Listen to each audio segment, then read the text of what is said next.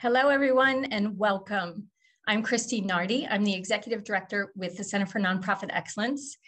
And with me supporting today's presentation behind the scenes are my super talented 7 actionable principles and C&E colleagues and collaborators, Ian Coppage, Karen Click, and Holly Hatcher.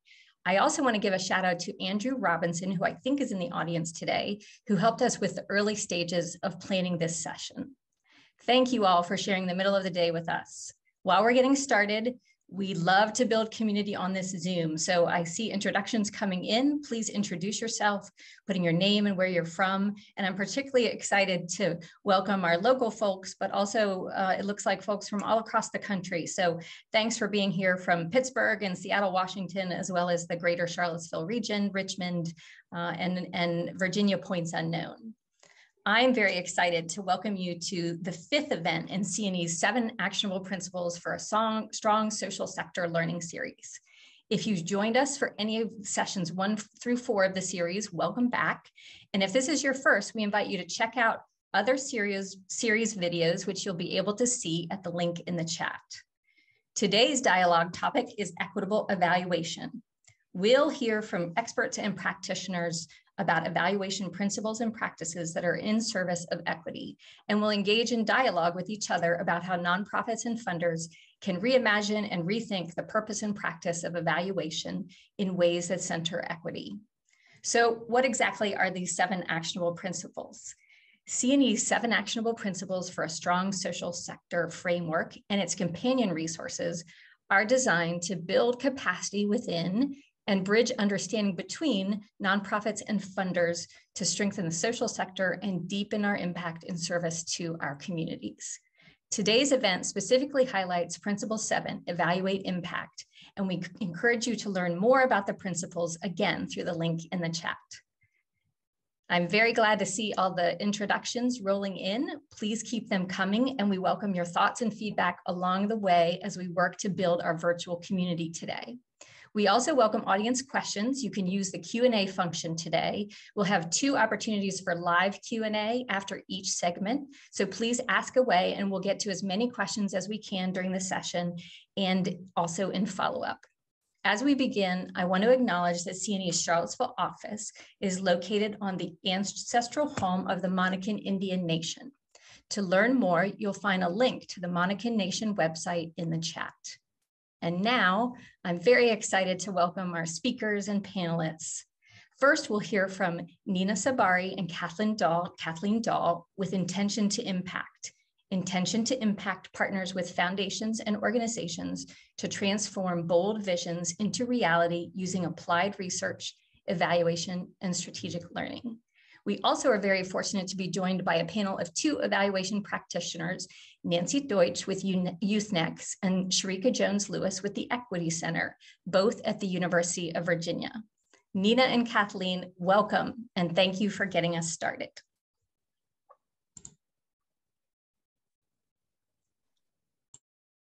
Hi, everyone. Thank you so much for joining us here today. We're so excited to be here. I'm calling in from Arlington, Virginia. And Kathleen is calling in from Southern California. So we are a bi-coastal team and really excited to talk to you all about equitable evaluation in theory and in practice and share some ideas about how you can incorporate it into your work. So first, a little bit about who we are. Intention to Impact, better known as I2I, is a research, evaluation, and strategy consulting firm known for helping purpose-driven organizations measure and maximize their impact. So as I mentioned, we're a bi-coastal team with about a dozen consultants and subject matter experts.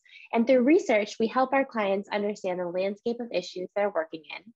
Through evaluation, we assess what works, what doesn't, and why. And using strategy, we leverage data to inform interventions, align resources, and make decisions. In the past 3 years, we've had the privilege of serving over 30 clients, advancing important causes ranging from food security to housing affordability, criminal justice, environmental justice, transparency and accountability of governments, medical research, and social entrepreneurship. As you can see, we work across a wide variety of sectors and issue areas. And As both generalists in practice, Kathleen and I have PhDs in evaluation and applied research, which means we have deep expertise in the art and science of measuring social impact and leverage a transdisciplinary approach to the work. Here's our game plan for today. We'll start by defining evaluation and tee up why it's essential to center equity in the work. Then we'll share some tangible examples of equitable evaluation in action and some tips of how to implement. So for those of you who have been following CNE's webinars related to the 7 actionable principles for a strong social sector, you know that we've made it to the final principle, evaluate impact. Although this is the last of the principles, evaluation is not just a tool for measuring the impact at the end of a program or strategy. It actually can serve as a tool to assess all of the other actionable principles for a strong social sector. For example, evaluation can be used to examine to what extent does our budget align with strategic priorities? How sustainable are our financial health metrics? What strategies result in stronger relationships, and what are the outcomes of these relationships? How, if at all, do our programs directly address inequities? What are the intended and unintended outcomes of our leadership development programs? And what is the best way to engage communities in our work? So before we get much further, we just want to get on the same page about what evaluation is and what it isn't. Evaluation is a systematic process for asking and answering questions about a program, strategy, or organization's design, implementation, outcomes, and potential impacts. It leverages a toolkit of approaches and methods to collect, analyze, and synthesize both quantitative and qualitative data. Evaluation answers questions like, is our program or strategy working? For whom does it work best? What conditions make it work? To what extent does our work contribute to changes in larger systems? And how can we improve our program or strategy? And some reasons that foundations and nonprofits need evaluation include to inform portfolios or programs, inform strategic planning efforts, make decisions with confidence, align resources internally, communicate externally, respond to community needs, demonstrate impact, better tell your story, contribute to systems change, and of course, the reason we're all here today, to center equity and values. And it's important to emphasize that equity is not just an outcome of the work itself, but really an integral part of the process. And evaluation should not be confused with its siblings, monitoring and research. These are also tools to measure social impact and are often used in conjunction with evaluation.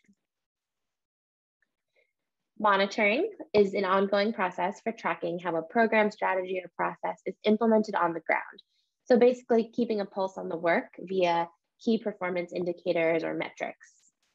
And research is the systematic investigation to deeply understand issues, trends, populations, or phenomenon, to produce new knowledge or test theories or hypotheses.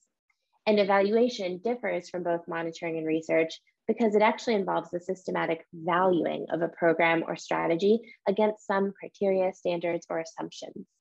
And learning ties all three together in sense making to inform decisions and action. And we like to refer to all 4 of these as MERL. Sometimes it's called M&E or MEL, but really all of these are different approaches to collecting, synthesizing, and using data. And the reason I bring up evaluation in the context of MERL is because the valuing at the heart of evaluation is what makes centering equity so essential.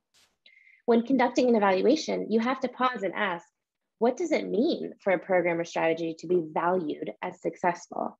According to whose values? So equity must be centered in the process for designing and implementing evaluation. Contrary to popular belief, data are not objective. There is inherently bias in the decisions of what data to collect and how to interpret it. And there's a power dynamic in play of who sets the standards or criteria. This slide is adapted from a training delivered by the organization We All Count. Happy to share this resource in the chat. It says that our worldviews inform countless decisions that are made when conducting an evaluation project. For instance, when thinking about the purpose of the work, why are we doing this work? What do we hope to achieve? Who is responsible for evaluating this project? When it comes to funding, how is the work being funded? And as we know, a lot of times power is related to funding. When it comes to project design, what evaluation questions are we asking? What methods are we using to answer these questions, and why? With data collection, where is the data coming from? How are we getting the data, and whose voices are included? With analysis, how are we analyzing the data? Whose interpretation matters? And with communication, how are we sharing back findings, and who are we sharing it with? So the answers to all of these questions have equity implications. Now for a quick activity to get us thinking about the role of equity in your work. Oh no, wait, we have a poll everywhere question, but I need to, let me activate the poll. Or you know what, sorry, tech issues. Let's just do this in the chat. If we can pull up the question again. So in the chat, if you can tell us, what are some worldviews and identities that you hold that influence your work?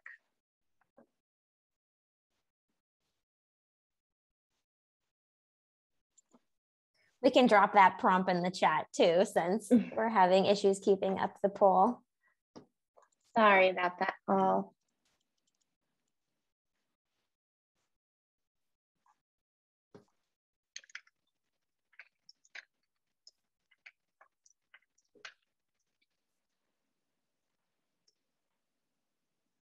Great. So there's some responses coming through.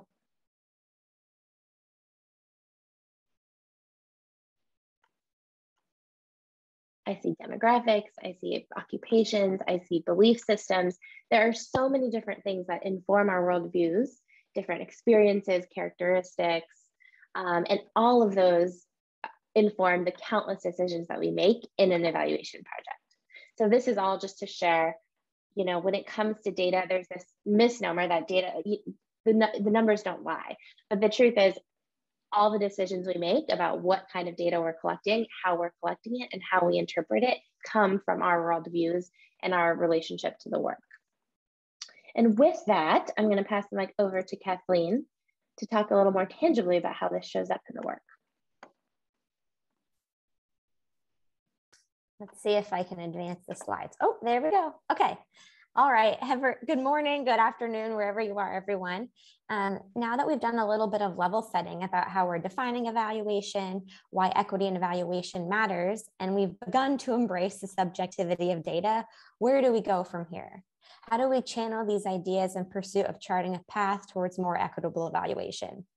And to be honest, and to be have a little humility here, Nina and I are not experts on this. There are people who have devoted their whole careers, their whole lives to answering some of these questions and doing this work. But Nina and I have indeed spent significant time ensuring that equity remains at the core of our evaluation practice. But we're definitely, again, standing on the shoulders of giants here as we present to you today. Two of the seminal resources we've been deeply invested in and deeply respect are the Equitable Evaluation Initiative and We All Count. And so the remainder of this presentation that we are sharing with you today builds upon these resources and frameworks. But also, even though I love a good framework, it's important to keep in mind, as this quote says, that there really is not a manual or a single toolkit that will tell us really how to do equitable evaluation. And we should feel good about that, because that means there are many entry points for us to use moral tools and practices to serve equity and justice in our unique contexts. And so before we get into some actual tips on integrating equitable practices into how your organization is approaching evaluation, we want to share a little primer on the core tenets of equitable evaluation. So according to the Equitable Evaluation Initiative, for evaluation to truly be a tool to advance equity, we got to consider a couple things. The first being, we need to interrogate the diversity of our internal and external monitoring, evaluation, research, and learning teams. And really, this is a push to think beyond just ethnic and cultural diversity, but also diversity of thought and training. Further, we got to consider the cultural relevance and validity of our data collection methods. This means testing instruments and tools with stakeholders at different levels and learning from communities about their ways of knowing and being. And honestly, with this tenet, we could do a whole other presentation on this, and we are happy to share more resources we've developed on culturally responsive data collection techniques in our work. Another tenet of the equitable evaluation is that the design of evaluation itself should serve as a check on our own bias and ensure we're designing processes and analyses in a way that reveal structural and systemic level drivers of inequity. And finally, equitable evaluation considers the degree to which communities have power and capacity to shape and own how evaluation happens in their context. So to state that all a bit more concisely, equitable evaluation means that evaluation work is in service of and contributing towards a more equitable society. And as Nina said earlier, it is really a process and an outcome of evaluation work at its best. It seeks to answer questions about differentiated unintended consequences that our foundations and nonprofit strategies have on populations we serve, and how our organizations and systems may inadvertently drive inequity. And finally, equitable evaluation implores us to design and implement evaluation and learning that is culturally relevant, multiculturally valid, and oriented towards participant ownership. And so, yeah, that's a lot of buzzwords, and that all sounds nice and looks good on paper. But how can we apply some of these tenets and ideas in our work as funders and as nonprofit organizations, and even for all our fellow evaluators on the call? So now we're going to share 6 distinct shifts that funders and nonprofits are engaging in to flip the script from traditional evaluation approaches and perpetuating the status quo towards more equitable approaches. So come along. All right, first off, traditionally, the world of philanthropic evaluation from our vantage point has been a place where foundations define what success looks like. So funders are the ones deciding what a winning strategy will be to move the needle on social issues. And they're the ones deciding what makes a grant and a grantee successful. With an equity lens, we recognize that traditional definitions of success are based on organizational models that have been informed by racial or class bias, and they fail to account for patterns of historic and structural discrimination, which that's a lot to wrap a head around. And so our new script really tells us that people on the ground know what works, and also has the humility to know that what works is ever evolving. So to integrate this mind shift, some things Nina and I have seen is that funders are being more intentional about creating this space and providing the tools for grantees to define their own success and what that looks like for them, and also acknowledging that that success is moving over time. And in turn, nonprofits can devise efforts to meaningfully co-create with communities to design programs and collect the data that, again, speaks to what success means for that group of individuals. And for all of you out there commissioning evaluations, or all my fellow evaluators on this call, we are called to action too. To flip the script, we can adopt evaluation and data collection approaches that allow for emergent outcomes to surface through intentional conversations with a variety of voices, as opposed to more traditional approach of relying on top-down, predetermined outcomes that funders are hoping to see from their work.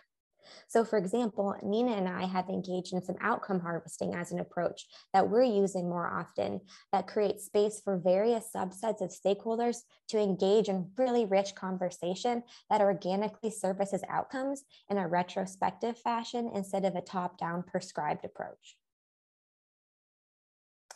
Secondly, with our traditional script, grantees, strategies, interventions, programs are all evaluated for their performance.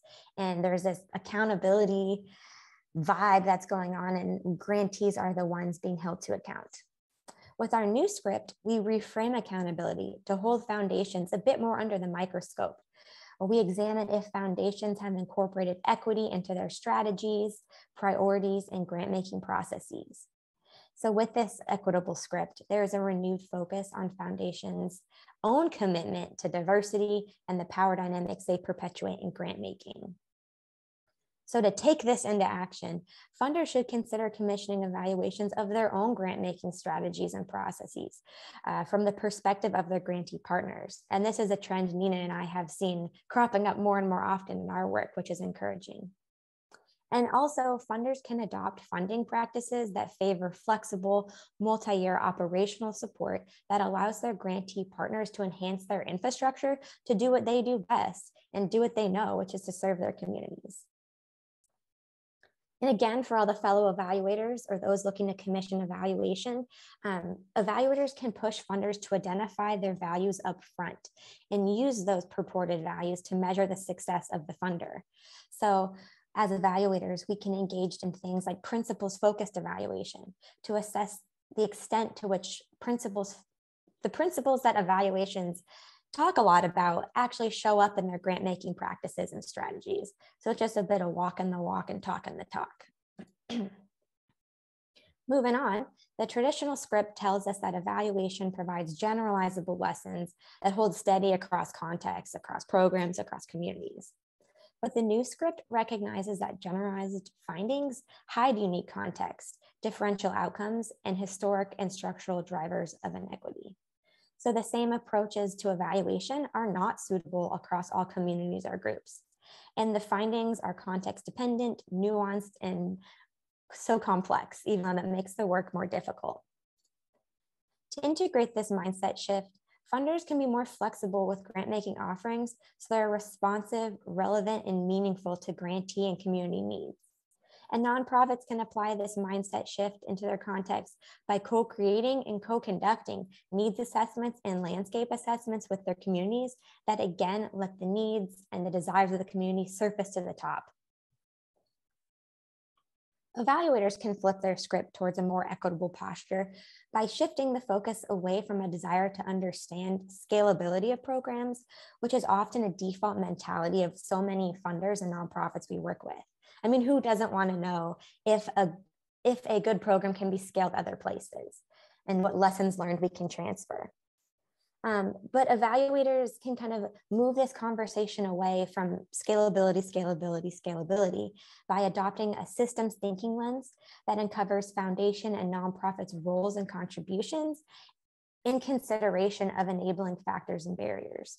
So in our practice, Nina and I work extensively with our foundation clients to, like I said, move the conversation away from scalability, as well as away from this strict adherence to attribution. So a lot of times clients asking, how have our funds and efforts directly impacted the community? Where are our dollars going? And it's our job as evaluators to move this dialogue to a place more about contribution and understanding the limited role often that funders play in perpetuating a whole array of outcomes. So instead of asking, what is our attribution? How are we creating change? Asking, what's our contribution to the system of enabling factors and barriers? What is our role and what should our role be or not be? Moving on, the traditional script once told us that quantitative methods and experimental design, such as randomized controlled trials or RCTs, were the gold standard of knowing. But our new script emphasizes the value of self-reported data and understanding that human stories are robust data points that can be systematically collected and analyzed. And qualitative data are more than just anecdotes. And lived experiences are important indicators of what is happening on the ground. To take this into action, funders can shift, and this is a long game, but they can work to shift the organizational culture away from always privileging raw numbers and moving towards a culture that values an array of data sources that lead to learning and transformation. And nonprofits can play a part in this as well by collecting multiple types of data, including stories and observations of challenges and areas for programming improvement. And really, both foundations and nonprofits can do a little thought work, interrogate what credible data means for them and why these perceptions come into play, and really picking apart the notion that stories can be just as valid and reliable as statistics.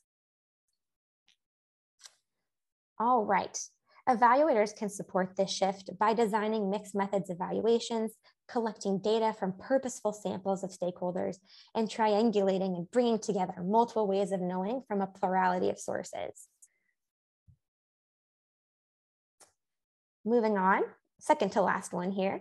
Our traditional script involves commissioning evaluations that really just have the evaluator collect some data, go off, make some analyses, and come back with findings. But our new script recognizes that evaluation is a whole lot more than just collecting data, analyzing in a dark corner, and then sending a static PDF.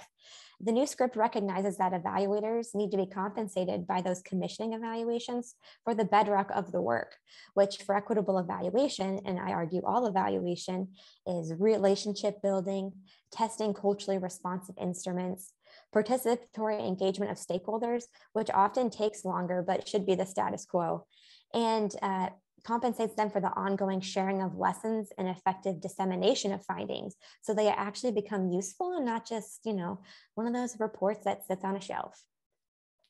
So to integrate this, funders can make it a priority to co-create evaluation budgets and scopes with evaluators. Make it a dialogue, not just a transactional, send me the budget, we'll send it on to contracting.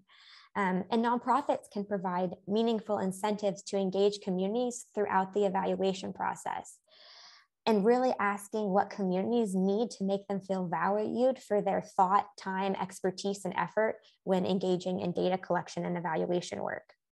And so it's really all about making a shift away from transactional encounters, whether that's with an evaluator, with communities, and towards transformative relationships. And our last, and evaluators, I apologize, can align with this equitable approach by developing transparent and intentional budgets and timelines that take into account the time and space needed for genuine trust building and reflective practice. And lastly, we need the right kind of people to carry out these scripts. So traditional scripts traditionally say that evaluators should be selected based on their credentials and their experience. And of course, why that's important, they should not be the sole determinations of the qualifications of an evaluator. So academic credentials, subject matter expertise, methodology skills, they certainly all are important, but we can expand and think beyond that. Funders can support this by expanding the pool of folks that they send RFPs to or partner with on projects. And funders can also resource their grantee partners with the required supports to build their own capacity so that nonprofits and grantees can do their own mural in-house that is a genuine reflection and alignment of the ways of knowing and being at that organization. Relatedly, nonprofits can strive to build capacity of internal staff rather than leveraging external report, which can be a tall order for already busy and overtasked staff. But nonprofits can ask funders for funds for professional development and training to do some of this work in-house if there is capacity and bandwidth. And evaluators, we can do better too. We can constantly be building our own capacity to center equity at each stage of the evaluation and strengthen our interpersonal skills. We can also advocate for more diverse pipelines of evaluators and shifting where, how, and why evaluators are deemed credible and where they're getting their training and knowledge from. And with that, that is all we have today. Thank you all so much for being here and listening to our presentations. If you have any questions, want to chat, want to collaborate on, and want to just talk through some of these issues further, please feel free to email us at hello@intentiontoimpact.com. And with that, I'll hand it back over to Christine. Thanks, Nina, and thanks, Kathleen. I really want to share appreciation for you creating a framework for us to think about equitable evaluation, and especially appreciate the opportunities to see what funders and nonprofits can do to move equitable evaluation forward. And so we've got a couple questions coming up in the chat, and we'd like to pause and ask you a few questions before we shift to our next group of speakers. So the first question that's come in is, can you share some specific examples of culturally responsive data collection techniques? Yeah, I'm happy to start, and then Kathleen, please jump in. I think when it comes to culturally responsive data collection, it requires real, authentic engagement with community members, because at the end of the day, the way in which you're asking the questions will inform the types of data that the kind of data and the quality of the data that you receive. And so it's really important to pilot test all data collection instruments, and even before pilot testing, involving the community that you are working with in the actual process for developing instruments. Kathleen, anything else to add to that? I'll just highlight one example of some work that Nina and I have recently done with the Asian Pacific Islander Council in San Francisco. And it was all about doing a needs and landscaping assessment to better understand what food justice interventions could be designed by the community for the community across 7 Asian Pacific Islander communities in the area. And a key tenet of some of the work we did designing measures there and collecting data was rooted at the community-based organization level.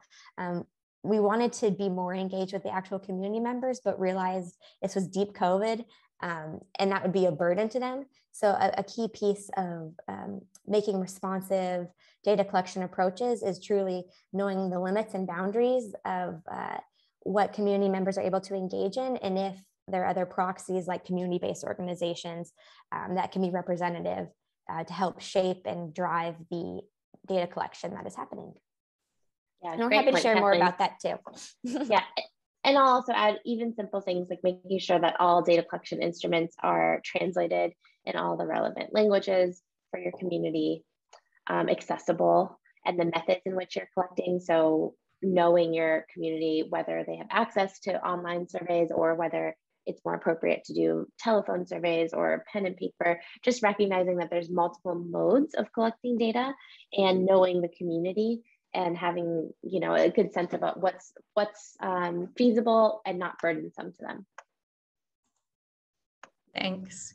And just one other question before we move forward. You mentioned in some of the slides, Kathleen, about the opportunity to collect multiple types of data, and also to be thinking as a nonprofit organization of creating a budget that really gives the capacity and the time to collect data in multiple ways and to do it in ways that are reflective of community needs. And so I'm wondering if you can give examples or just some advice, particularly for organizations that don't have a separate evaluation budget, don't have someone on staff who is a chief impact officer. What might they do just to get started and moving in this direction? That's a great question. Man, it's all about right sizing. There's something that can be done for every size organization. Typically, Nina and I do work with larger organizations that have more bandwidth and capacity to do this. But I think even just having conversations internally as a team about what questions the team has about the work they're doing, and even just starting to get that type of evaluative thinking going within the organization of asking questions is a huge starting point. And then, of course, once you have some questions, you can think of some ways to do small, low effort, low hanging fruit ways to get a better pulse and answer some of those questions. And whether that's, you know, having a small focus group for some folks in your community or in-house surveys, things like that. There's all sorts of approaches that can be right-sized. Yeah, and I will add, that's actually why we chose to position evaluation in the context of MERL in the beginning, because sometimes a combination of monitoring or even research can be helpful to get insights that can help inform some of these decisions. For example, like monitoring engagement, participation, or observations, and then when it comes to research, if there's not enough bandwidth to collect data, there's always existing data out there. You can look to research or publications about similar interventions with similar communities and leverage that external sources. Thanks to you both. And there are some additional good questions coming into the chat.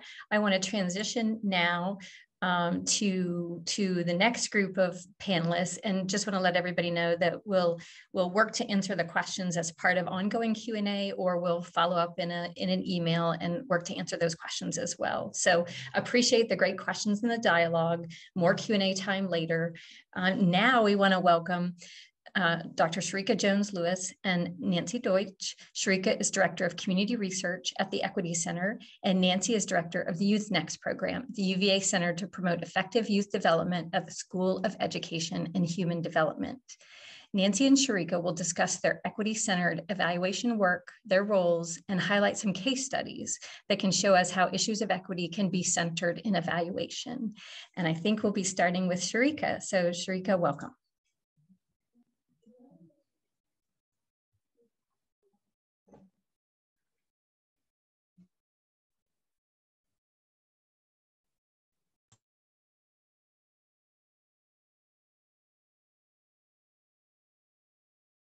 Thanks so much, everyone. I am on my 4th cup of coffee and haven't had anything to eat, so I may talk a little fast, but that's okay. Thank everyone for joining us, whether it's first thing in the morning there or later in the afternoon. We are happy to have you. I did want to put up this land acknowledgement for everyone to read. This is the one that UVA uses to acknowledge both ancestral lands and the fact that UVA was built by Black people who were enslaved. I also want to make it a point to note that we acknowledge that this is not UVA and just UVA. We are all on Indigenous land, and that land acknowledgements are not and will never be enough, and that Native people and lands are not past tense. So I wanted to talk to you today about equitable evaluation. I am Sharika Jones-Lewis. I work at the Equity Center at UVA, and I am the Director of Community Research. I definitely wanted to circle back to the CNE 7 actionable principles. As Kathleen and her colleague pointed out earlier, we are on principle number 7, and that is important, but it's also important to remember that all of these principles are really ones that ebb and flow and go back and forth and really help one another. So just because you and your organization may feel like, okay, well now we're ready to work on evaluating impact, you need to also remember that all of these other things need to be happening as you are working in that direction. So when we think about evaluating impact, some of the questions that we should be asking ourselves is, what are we evaluating when we're thinking about evaluation designed for whom, and then by whom, and then of course shared with whom. And I think that this last part is often something that we don't necessarily think about when we are engaging in evaluation period, and especially evaluation that we think is equitable. I wanted to circle back to the Equity Center mission and vision. You can see them here on your screen, but something to note is that our mission really centers tangibly redressing racial and economic inequity. And so what is really important here is that a lot of times there will be mission statements that think about trying to work towards things or doing things that may seem a little bit more performative in nature. We are all about tangible actions and making sure that our community members feel it and are able to really benefit from the work that we do here. The Equity Center, our vision is to bring rich research resources to bear. And we talk a lot about equipping students to lead in building a just society.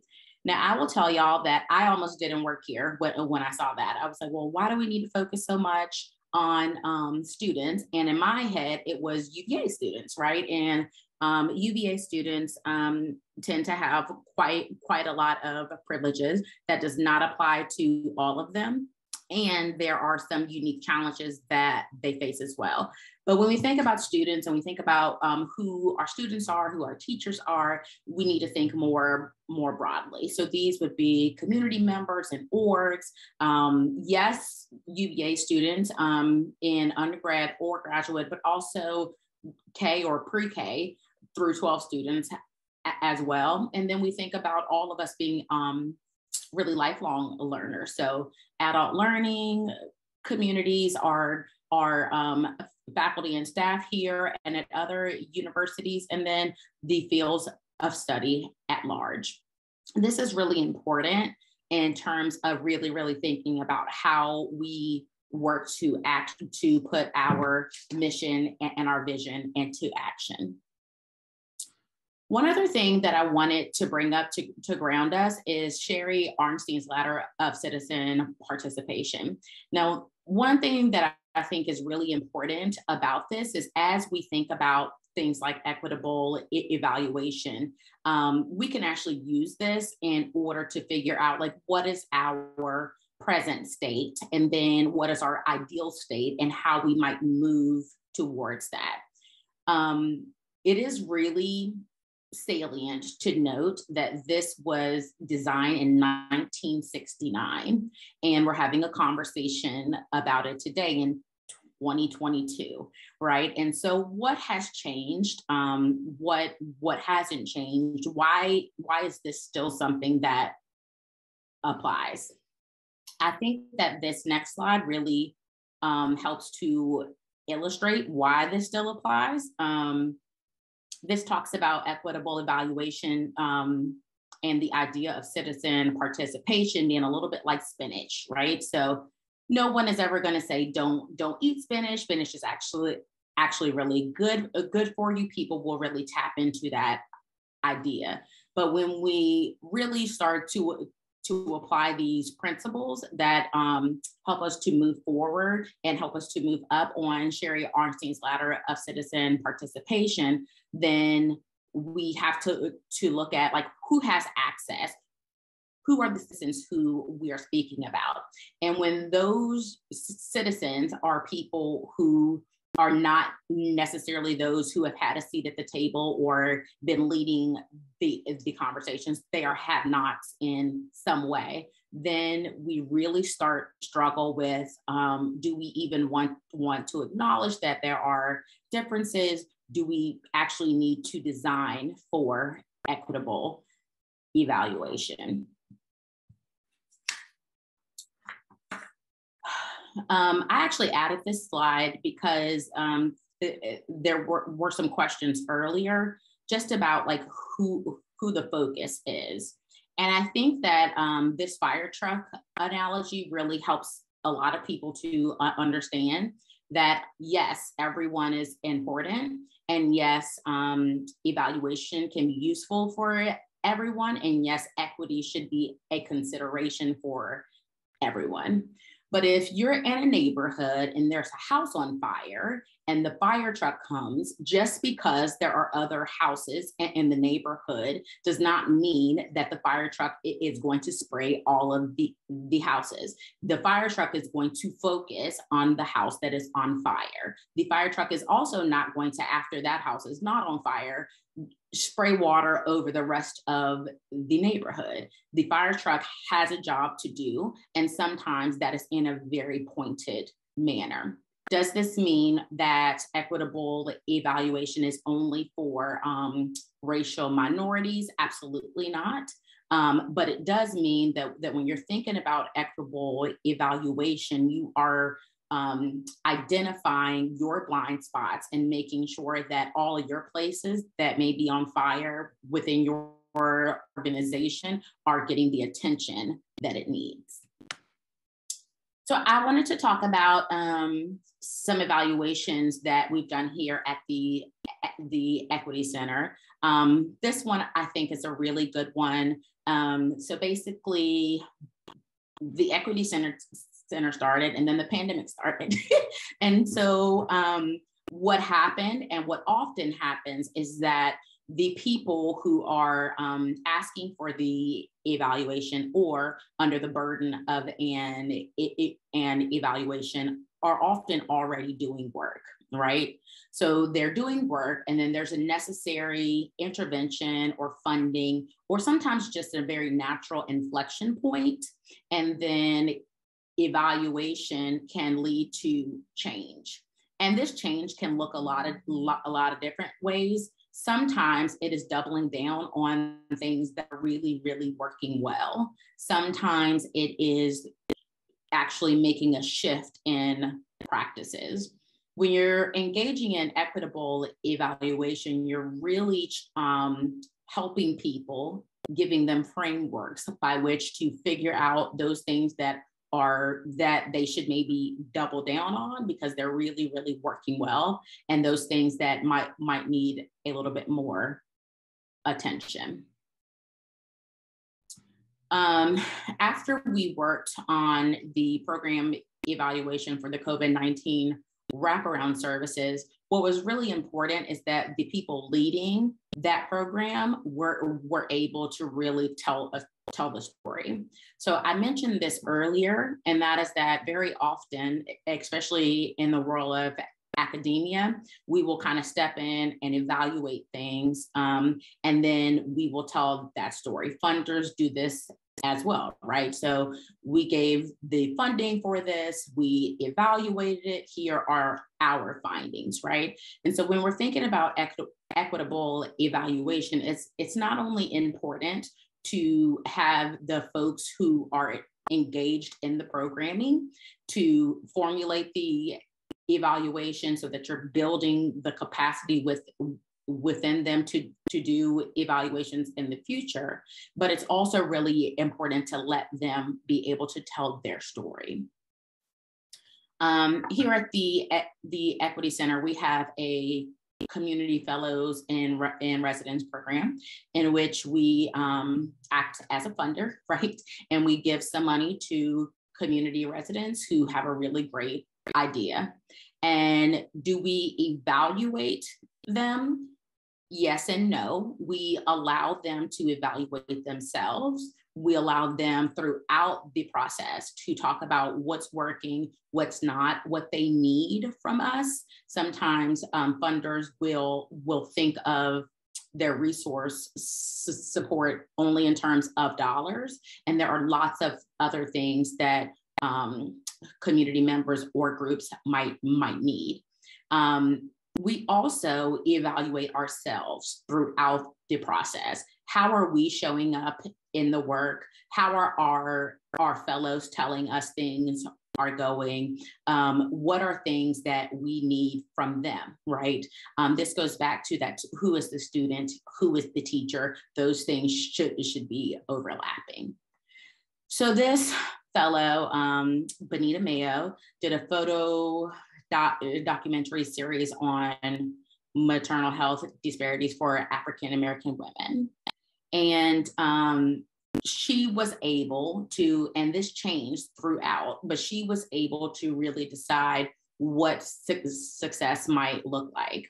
These are not only photos from her portfolio, but these are actually photos from articles that she was able to publish about maternal health disparities for African American mothers. She was also able to tell us anecdotally and through written notes about conversations with the mothers that she was able to support. And her work with Birth Sisters, a nonprofit here in the area, is helping to move practices here at the University of Virginia.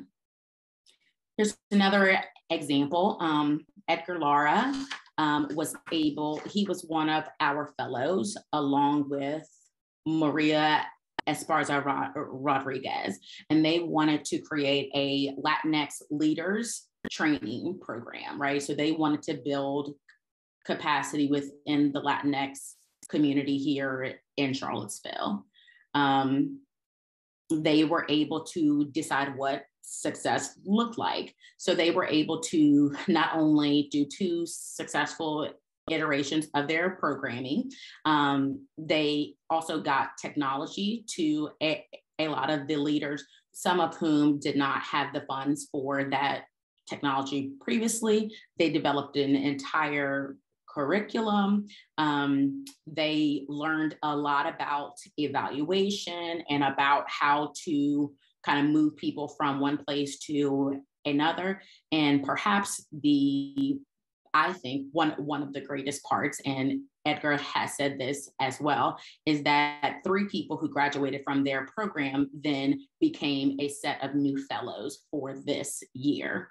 Edgar also, through doing this, decided that he really wanted to focus more of his work on helping in the community. So he changed jobs and is now the first executive director of Sin Barreras here in Charlottesville.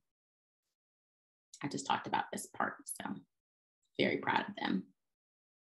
So again, circling back to who are the students, who are the teachers, Edgar and Maria and Benita, and all of them teach us how to engage with people so that we are continuing our learning process. The folks who spoke before me talked a lot about the fact that we can gain expertise, but that doesn't make us experts. And as soon as you think that you know everything, that's when you're going to start to kind of shut people down and really mess up the process. The other thing that I really wanted us to kind of dig into is that we don't ever want our attempts at community involvement, i.e. Equitable evaluation to be performative. When you're thinking about equity, it should never be extra, right? And so when you're thinking about your evaluation and your ways in which you engage in the evaluative process, it's not that you should come up with that and then kind of add equity in. It should be at the basis of your work. So when we talk about that, I did want to focus on values. Now, this is separate and distinct from the other projects that we talked about that focused on evaluation, and that is research. And so here in Charlottesville, we had a resident arm of our social and behavioral sciences IRB, and it is led by public housing residents. They are being trained in order to be able to look at protocols, to give feedback, to push back, and to advocate for the uplifting of their community. This ties into equitable evaluation because when you build capacity within people to be able to ask questions, to be able to think about data, quantitative data, qualitative data, and to be able to kind of put some of those pieces together, then you're really building kind of natural fertile grounds for equitable evaluation. Our hope is that these residents will continue to learn and continue to grow, and that we can actually put them in positions to give talks like this to help folks think about equitable evaluation and respectful research. I'm going to stop there because I do believe that I'm over time.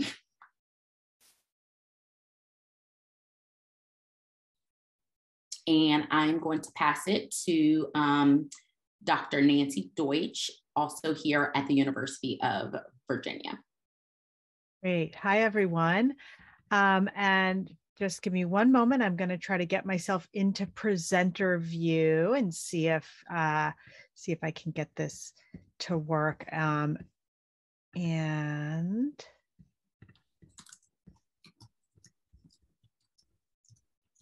All right, I think that should be working. Let me know if you're still seeing my full presentation. Let me know. If you just see the slide, then we should be good to go. So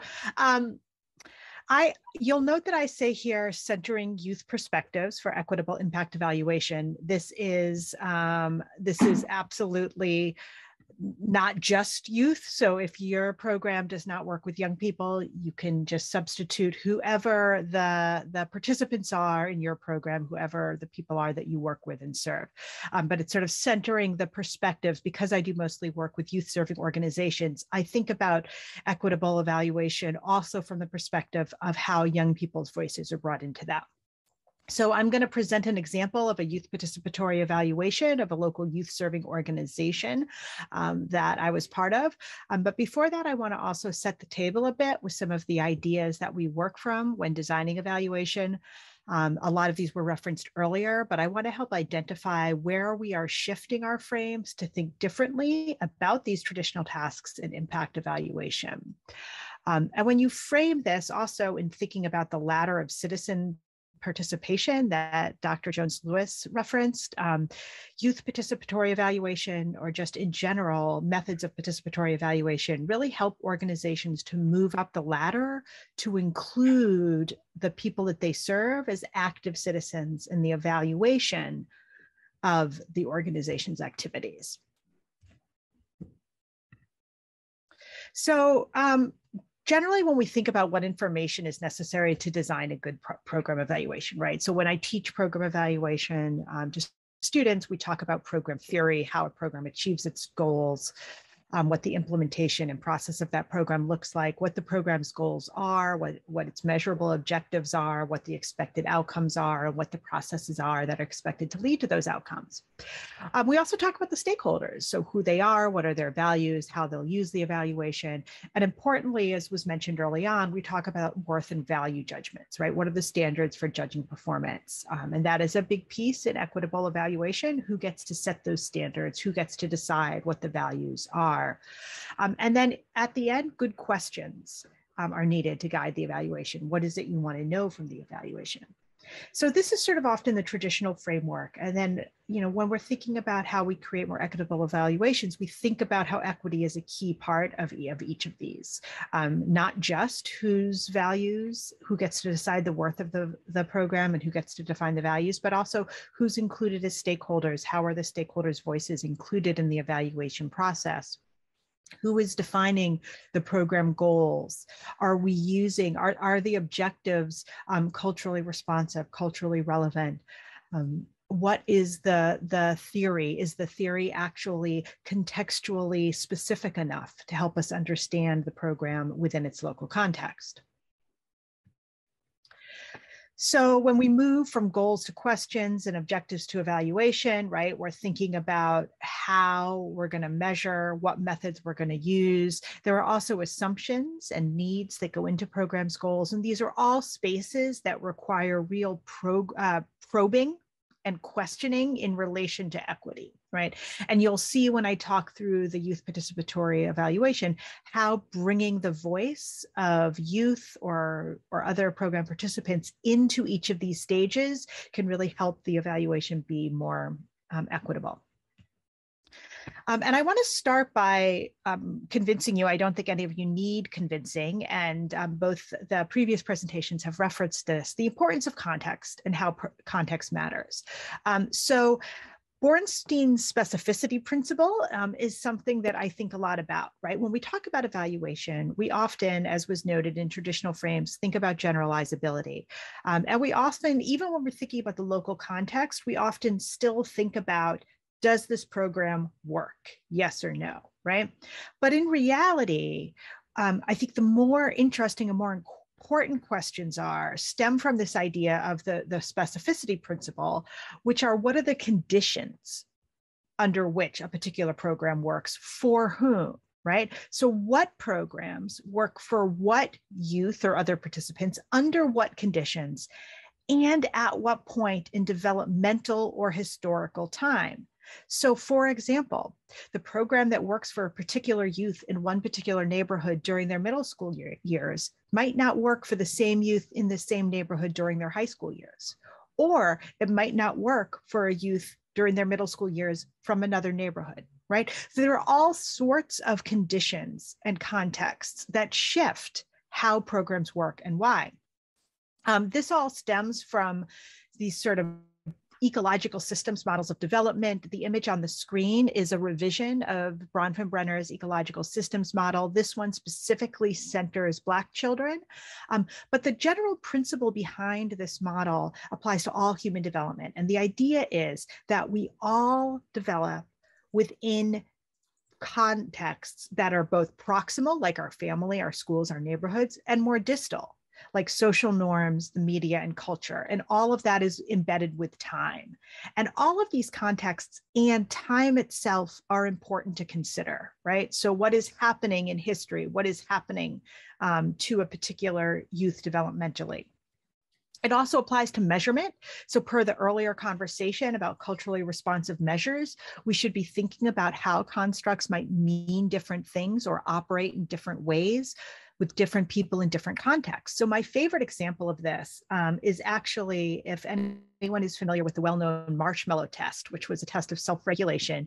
You've probably seen the videos of young children. A marshmallow or an M&M is put down in front of them, and they're told that if they wait to eat it, they'll get 2. Right? And then the researcher leaves the room and they see whether or not the kid eats the marshmallow.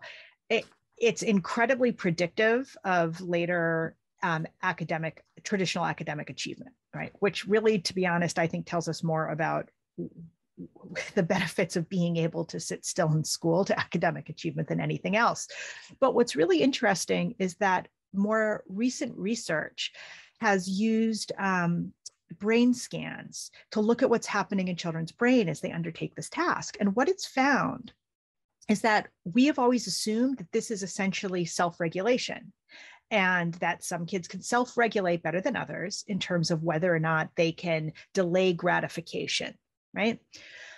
And we did acknowledge that social context impacts this, right? That if you're growing up in a context where there is less access to resources, you wouldn't delay gratification because you can't be guaranteed that that resource will be available to you later, right?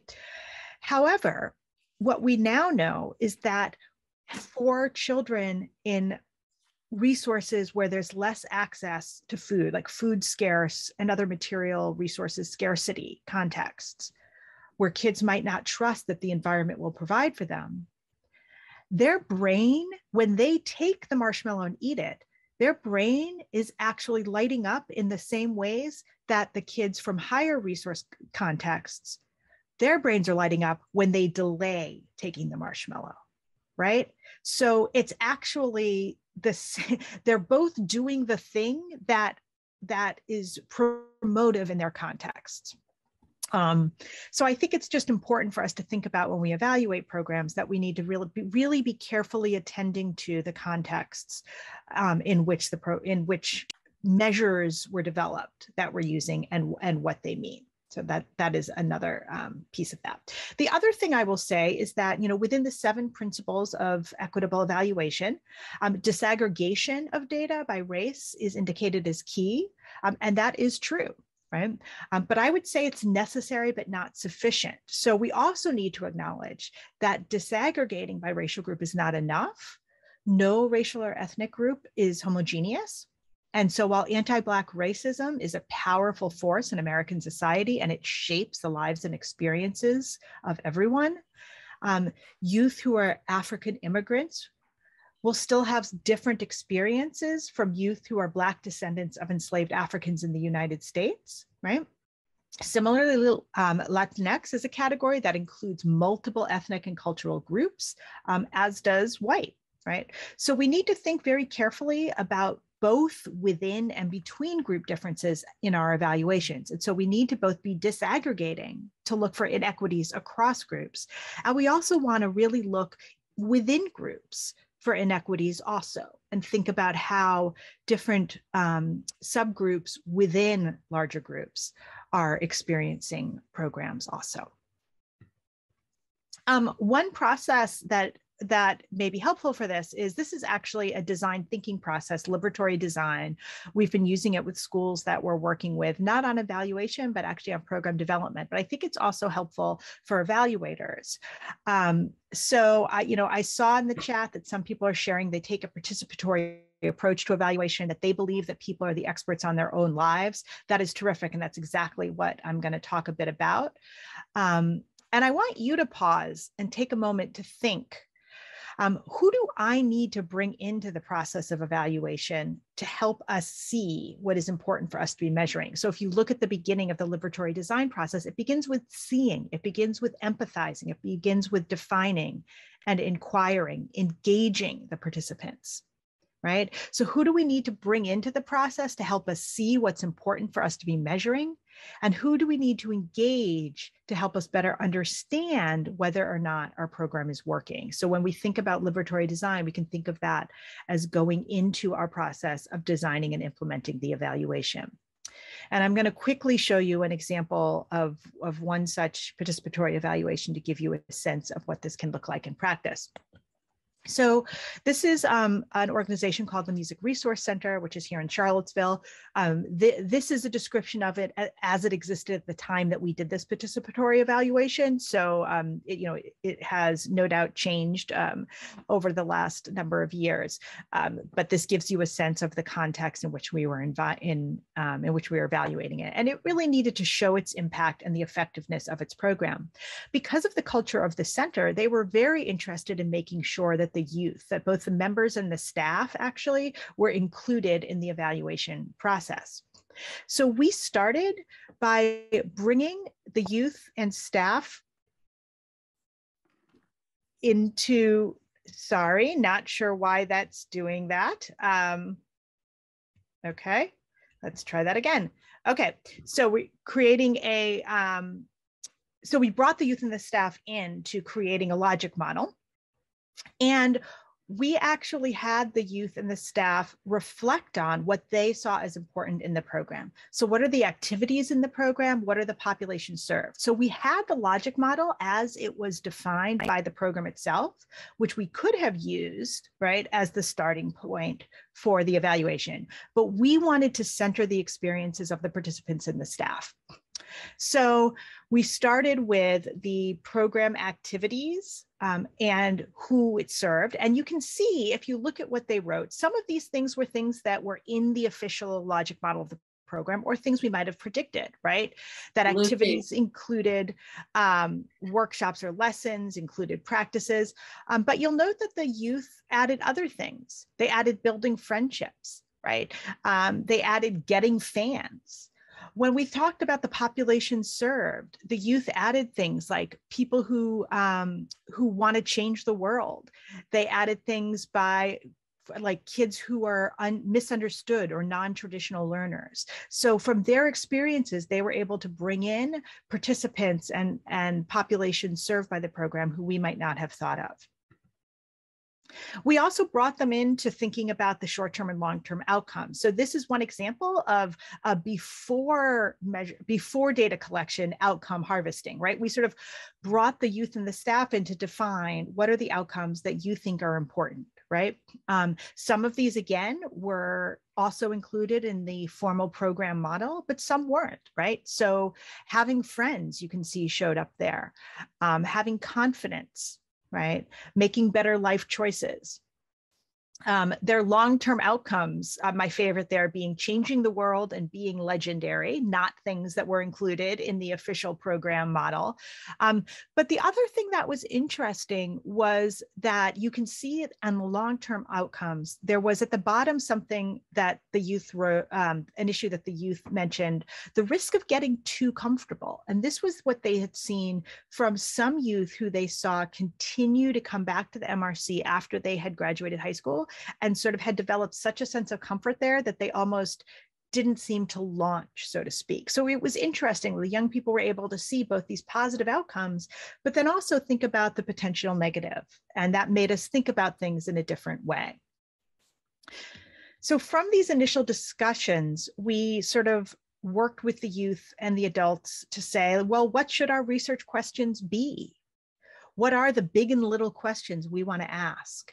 And we mapped those questions onto methods, and you can see some of that there. So we did a lot of work like this where we had each individual youth write things down on cards, and then we sorted them. And so through the process of doing this, youth and staff are both kind of gaining skills and understanding how you design research and how you conduct research, but they're also contributing to having a much more participant-centered focus on the evaluation itself. They also helped conduct the interviews, helped analyze the results. And so they were really a key part in identifying both the methods and the outcomes of the study, and in helping put together kind of what both a successful evaluation looked like, and then also what does success mean for this organization. So we wanted you all to be able to use the information from today to help you think about what you want to do. So before we launch into Q&A, I want all of you to take a moment and pause, and I want you to make an action commitment. So what is the one thing that you will do differently when you get off this webinar today regarding evaluation in your organization to center equity?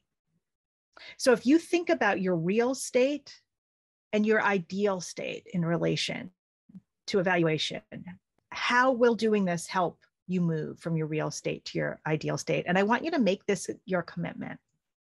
So take a moment and reflect on this. And then I want you to start putting things in the chat.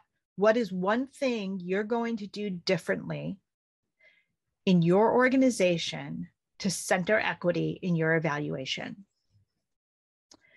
I'm going to go ahead. I will put that in the chat, and I'm going to stop my sharing.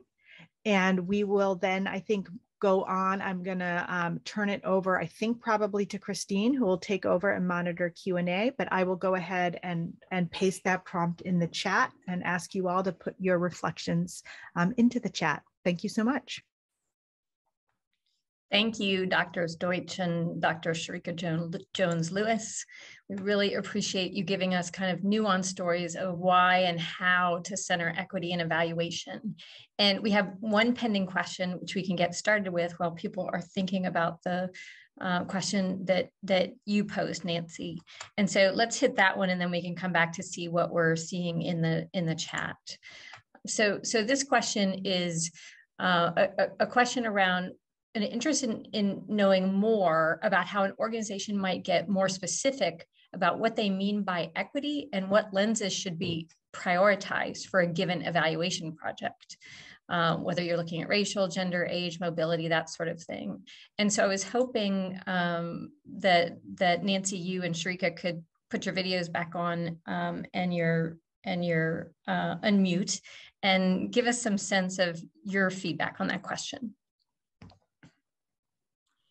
First of all, that is the right question. I think that, and we've had the conversation a little bit on this webinar.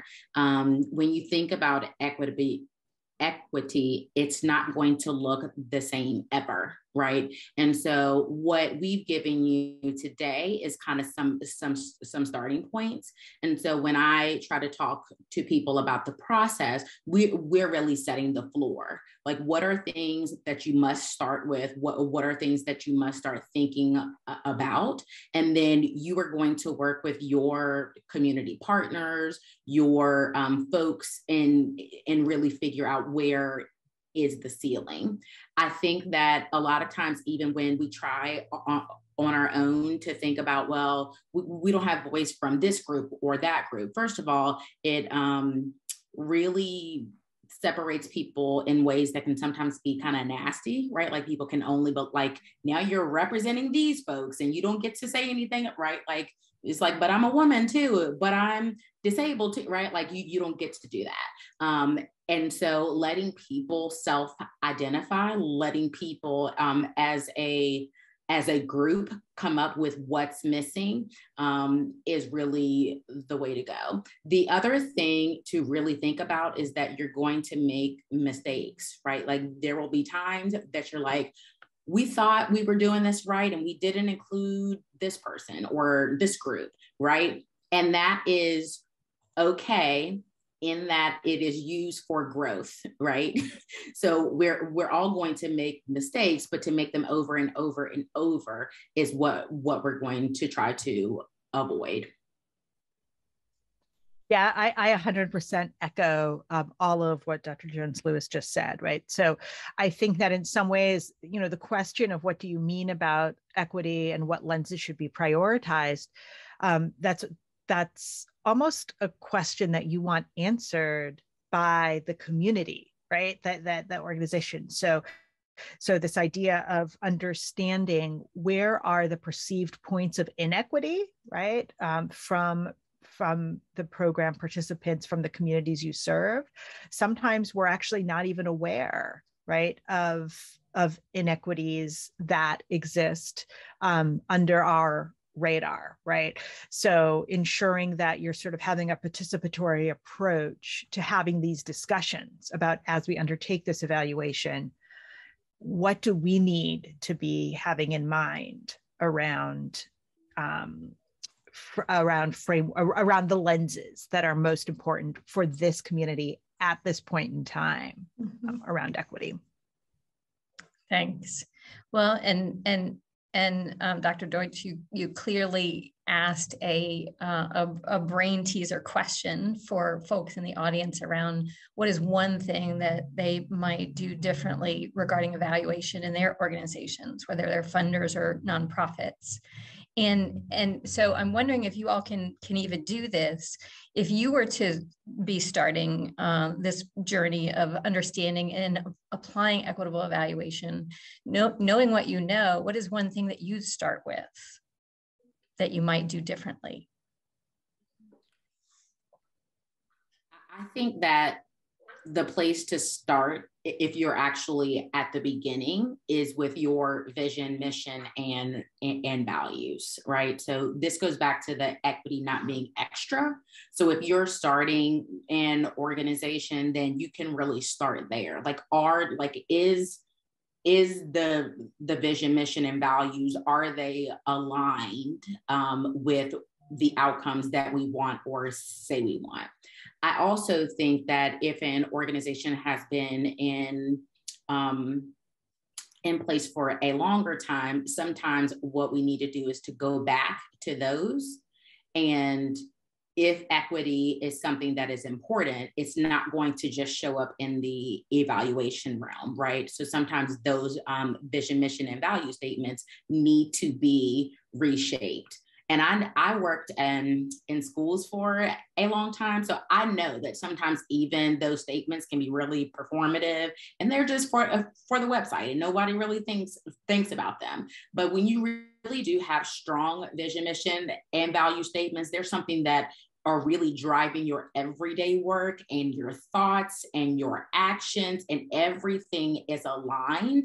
And when that happens, it's just beautiful, right? So that's where I would start, is really, really looking back at your foundation. Thank you. Dr. Deutsch, anything to add? I agree. And I actually love, there were a couple of comments that came in that I would also do. So I'll say, like someone mentioned, you know, asking people first what questions should be addressed, right? Like making that a core. And I love this idea of surfacing and challenging assumptions before we even get to the shaping of questions. That's something we don't always do.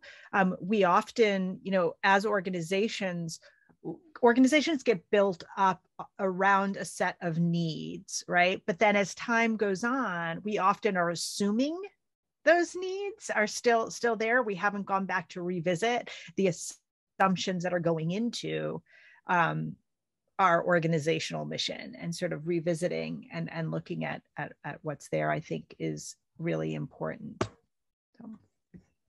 Thank you.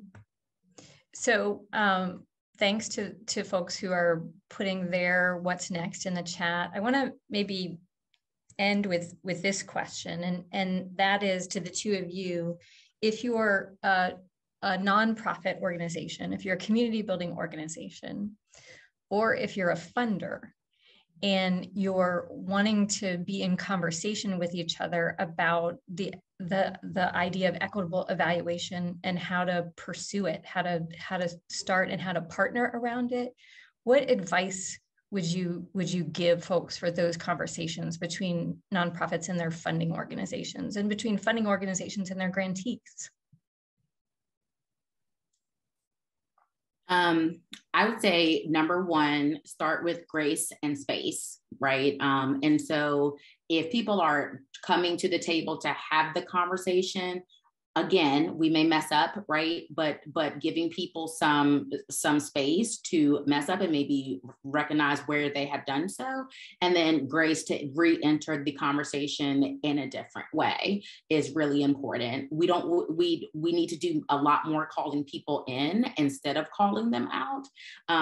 But the other really important thing is that recognizing positionality and then doing something about it, right? So if you are the funder, you are inherently leading, right? And in order to do this work in a different way, you can recognize where you are, and then you can purposefully step back, right? And so whether that is in how you're asking questions, if you're asking questions, who is writing those questions, how you're listening, each situation is different, but really recognizing your positionality and making sure that if that is impeding the conversation, that you do something about it.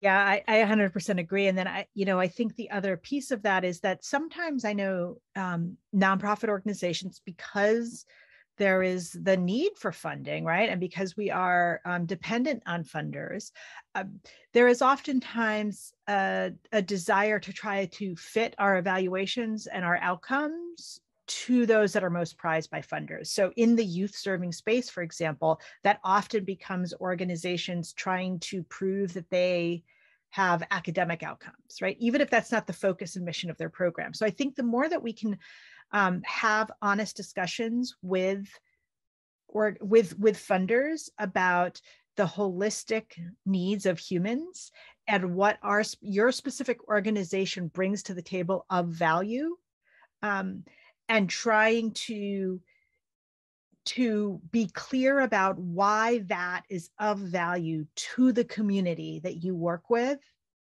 I think that's sort of important education. And I think for funders, being able to hear that and see that, and being able to recognize the value of different aspects, right? Or different outcomes than what we may be traditionally focused on, and being able to listen to the needs of a community when it's brought to bear. And so really having conversations about the values of different services and different outcomes than we may often think about. So for example, I've done a lot of work in the after school and out of school space for youth. And there's always a lot of focus on academic outcomes there. And while no one's including myself, would argue that academic outcomes are not important, I also like to point out that we think about enrichment and we value enrichment for well-resourced young people, and we don't necessarily require that the out-of-school time organizations that impart enrichment activities for higher income youth meet academic outcomes in the same way that we often put on after-school organizations that serve primarily lower income youth. So really, noting that inequity in what we value and bringing that to the attention of funders and saying, this is an equity issue. How can we break this? Here's how my organization is bringing this to the table. That's one thought.